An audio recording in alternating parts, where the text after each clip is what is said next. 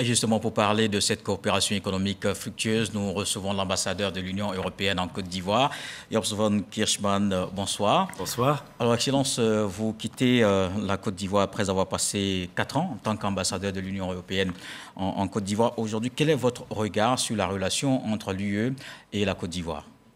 Alors, cette relation est une relation très intense, je dirais. Elle est marquée par plusieurs éléments. Peut-être le premier que je voudrais mentionner vraiment, c'est les valeurs qu'on partage.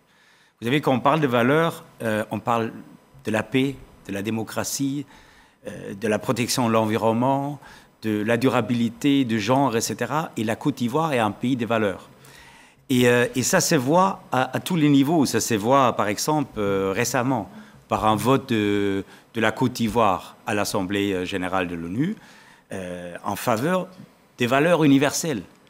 Mais ça se voit aussi dans le pays avec, vous savez que j'ai fait une tournée avec des artistes qui sont engagés pour les valeurs. J'ai jamais vu ça. Donc à quel point la Côte d'Ivoire est engagée pour les valeurs. Donc je crois que ça c'est un premier élément. Le deuxième élément, c'est les liens économiques. C'était un peu mentionné déjà dans le reportage. On est les premiers investisseurs avec plus que 60% de l'investissement, premier partenaire commercial. La Côte d'Ivoire a un potentiel d'investissement que 200 filets étaient le premier sur le continent africain. Donc, c'est un lien très fort. Et je pense, dans les années à venir, ça va se renforcer. Alors justement, et le troisième élément, pour vous dire, c'est vraiment le respect mutuel. Parce qu'il n'y a pas de solution européenne pour un défi ivoirien. C'est les Ivoiriens et les Ivoiriennes qui connaissent leur pays et qui vont développer les solutions. Nous, on ne peut qu'accompagner ça. Alors justement, dans cet accompagnement, quel est votre regard sur le développement actuel de la Côte d'Ivoire, sinon du processus de développement de la Côte d'Ivoire actuellement? Mais forcément, il y a des grands chantiers, et les chantiers sont quelque part définis par la vision 2030. Vous savez, à mon avis, un vrai chantier, c'est le secteur privé. Je pense, dans les années à venir, il faut mettre le secteur privé sur un pédestal. C'est là où on crée l'emploi. C'est là où on crée les champions nationaux. C'est là où on crée la richesse. Et donc, je crois qu'il faut tout le monde s'inscrire à améliorer le climat d'investissement. Ça, c'est un premier grand chantier. Après, rien n'est possible sans garder la stabilité. Et donc là, on peut parler de terrorisme. Mais vous savez, de sécuritaire, oui. Les terroristes ne peuvent pas aller dans un pays, 5 ou 10 personnes, et basculer complètement un pays. Il faut avoir une terre fertile, donc c'est la stabilité intérieure. Et là, je pense, ce qui était fait actuellement, promouvoir le vivre ensemble, la cohésion sociale, ça c'est très important. Que le président rencontre les autres présidents, c'est symbolique. Qu'un président de l'Assemblée nationale s'est fait élire par pratiquement la totalité des votes, c'est ça le vivre ensemble. Mais c'est aussi avoir un développement inclusif, tout le monde ensemble. Et donc, ça veut dire l'éducation pour tout le monde, la formation technique, etc. Le troisième grand chantier, je pense, c'est un peu la Côte d'Ivoire dans le monde. Vous voyez, aujourd'hui, le monde est devenu un village. Vous avez le Covid, ça affecte la Côte d'Ivoire. Vous avez une guerre en Europe, ça affecte la Côte d'Ivoire. Et aujourd'hui, le marché dans lequel la Côte d'Ivoire exporte l'Union européenne est en train de se changer.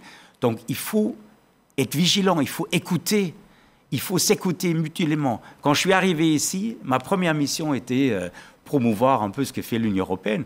Mais fur et à mesure, je suis aussi devenu un ambassadeur pour la Côte d'Ivoire, pour faire comprendre mes collègues à Bruxelles comment fonctionnent et quels sont les défis de la Côte d'Ivoire.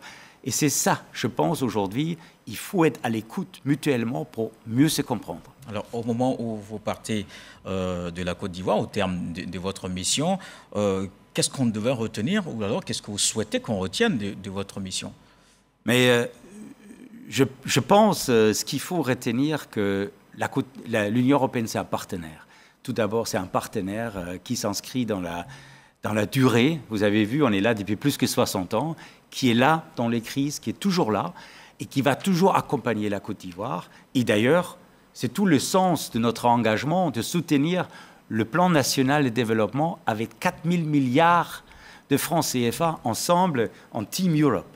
Donc, Ça, je voudrais bien. Et l'autre chose que je voudrais bien retenir, et je crois que les gens ont compris, j'aime la Côte d'Ivoire. Et c'est un pays qui est attachant. Et quand je pars d'ici, je pars avec les larmes dans les yeux.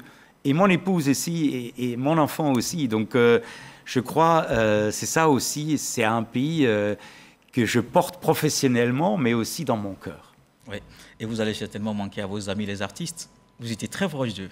Ben, absolument. Donc hier, j'ai eu une très belle surprise parce que Assalfo a organisé, et je ne savais pas du tout, en rencontre avec tous les artistes avec lesquels on a travaillé ensemble, qui ont promu ces valeurs dont j'ai parlé tout à l'heure. Il y avait 200 personnes qui étaient là, et il m'a juste dit, on va boire un verre, et finalement, je me retrouvais là. Alors, c'était extrêmement émouvant. D'accord, merci. Merci. Jos von Kirchmann, ambassadeur de l'Union européenne en Côte d'Ivoire. Je rappelle que vous êtes en fin de mission, après 4 années ici dans le pays. Merci également d'être passé sur notre plateau. Merci beaucoup.